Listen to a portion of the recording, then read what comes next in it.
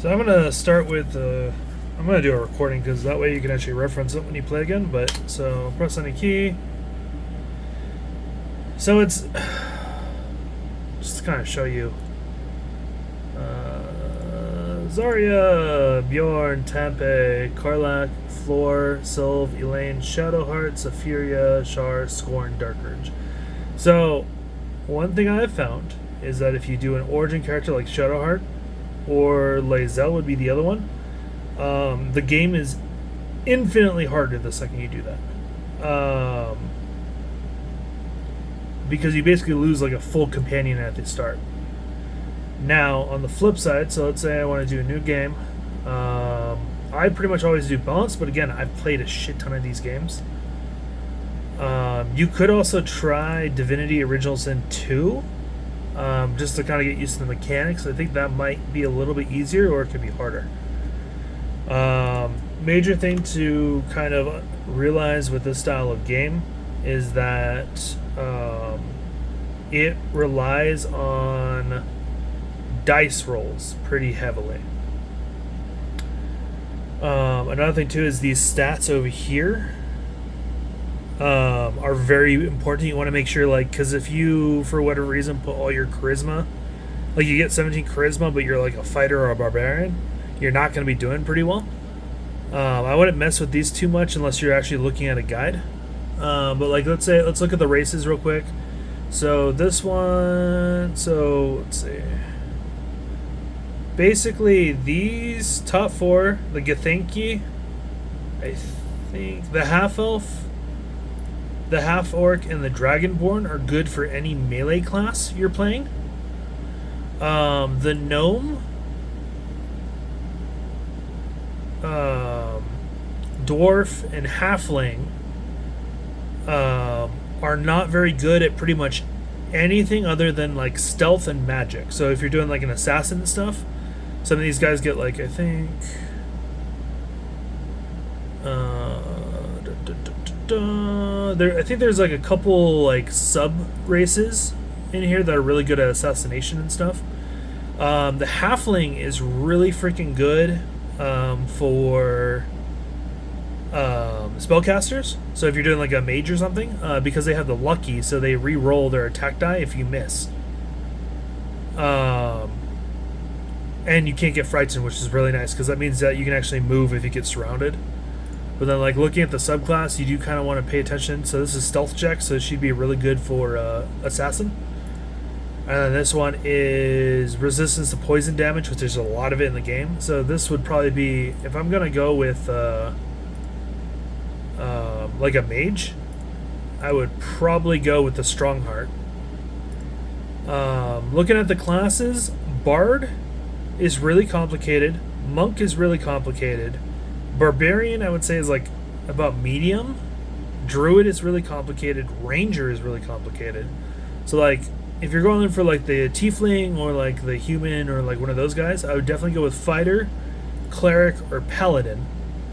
Paladin has a mechanic that you have to be careful of. You have to actually read when you do the subclass. You have to pay attention to which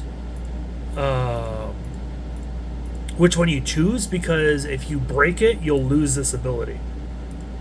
Kind of interesting, but like if you want to like just get a feel for the mechanics of the game, I would definitely go with either fighter, or I would go with wizard. Now you do get a wizard in the game as one of your companions. However, wizard is probably one of the most straightforward classes you can play. You could do cleric as well, because she has a lot of really good healing and stuff like that. I think you said you did sorcerer, which is okay. Sorcerer is pretty good as well.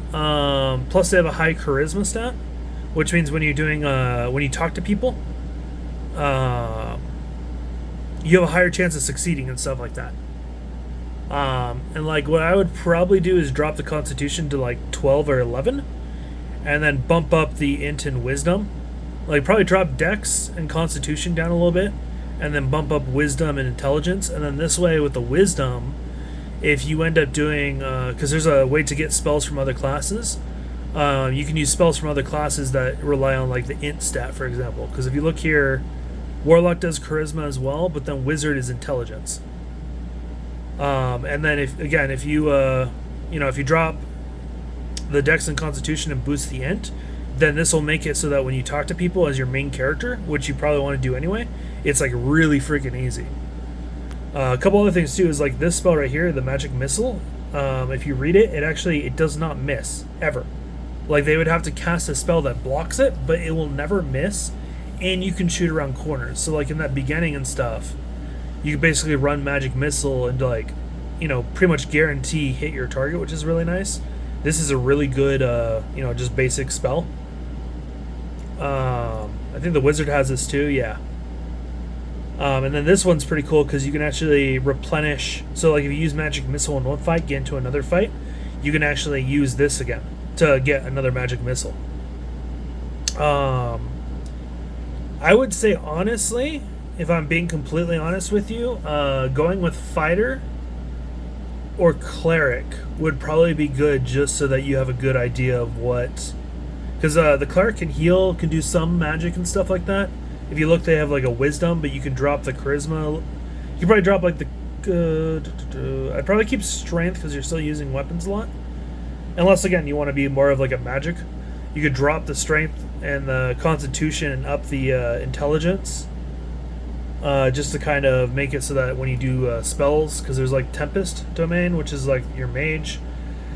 Life Domain is your healer, which goes off of Wisdom. Shadowheart's the Trickery, which is the worst class for Cleric by far. But you just kind of want to like, take a look at like what these actually read the fine print, because that makes a massive difference too. I'm not sure, again, how much you're into like the whole role-playing aspect of it, but there's a lot of information that if you're not careful, you do have to kind of keep an eye on that. So like even like the deity, right? Does this change at all?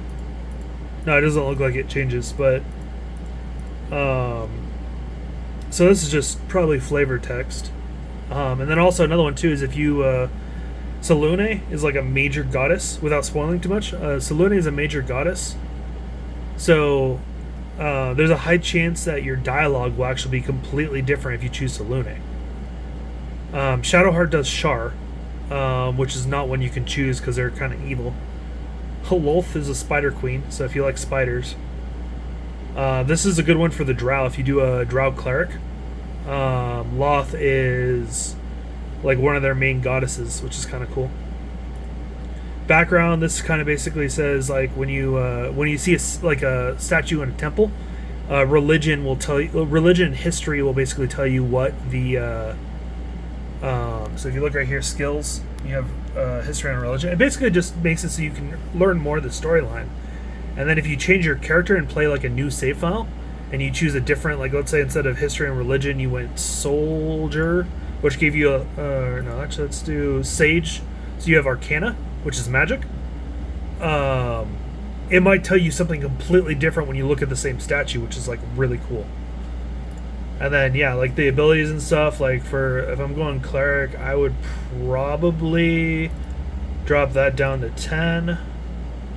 Raise intelligence up to that. Or actually I'd probably do that. Because I think paladins use charisma, but then clerics use wisdom still. So that's a little bit more balanced in my opinion. And then your spells, you want to make sure, like this one's really powerful because it makes it so that, like let's say a character's about to die and there's 3 people ahead of him that will attack. You can hit him with this spell, and it makes it so those 3 people can't attack him anymore, which is like fantastic. But this game is honestly like really freaking fun.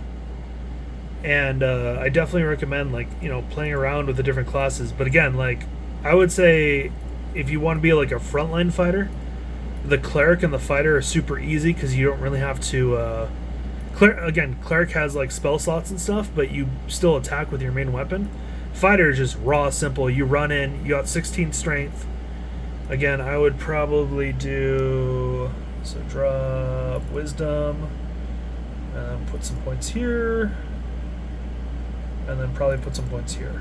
So something like that. So you have a lot of health and a lot of strength.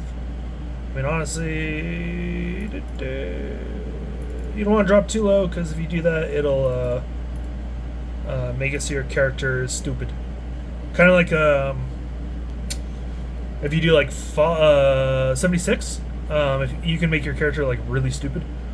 Um, they don't have quite the same dialogue types, but it just means that every intelligence thing that you have to do, like if you get hit with a spell and you need intelligence to basically not get affected by the spell, it's more likely to hit.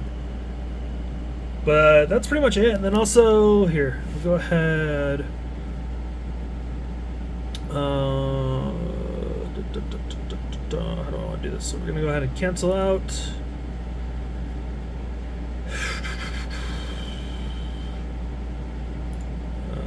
I don't remember if I have anybody still in the Nautiloid.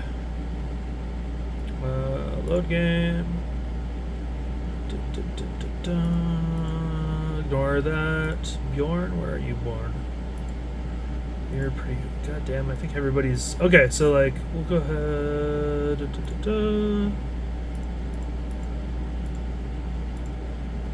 Load that.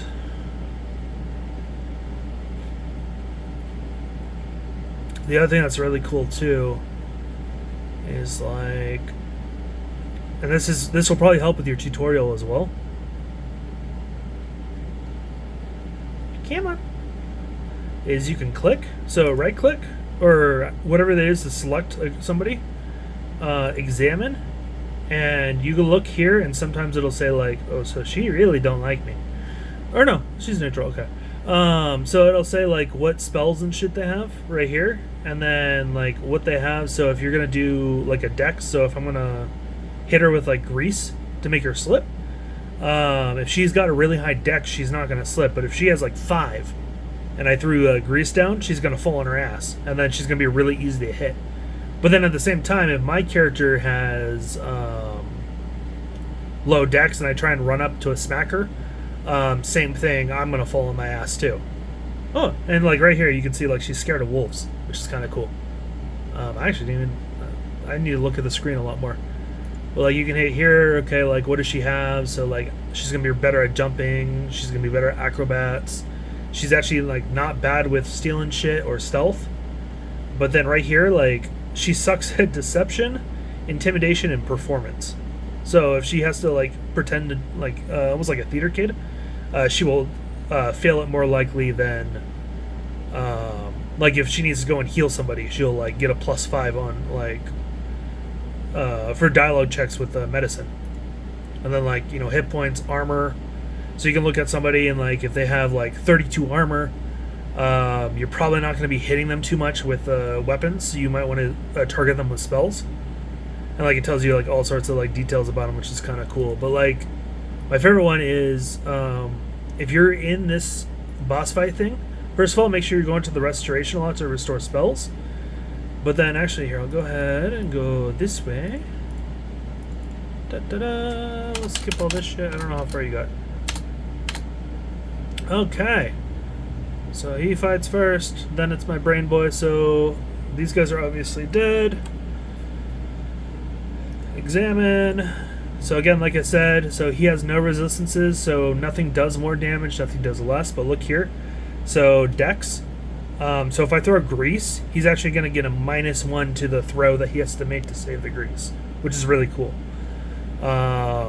Magic is going to do really good against him because he can't really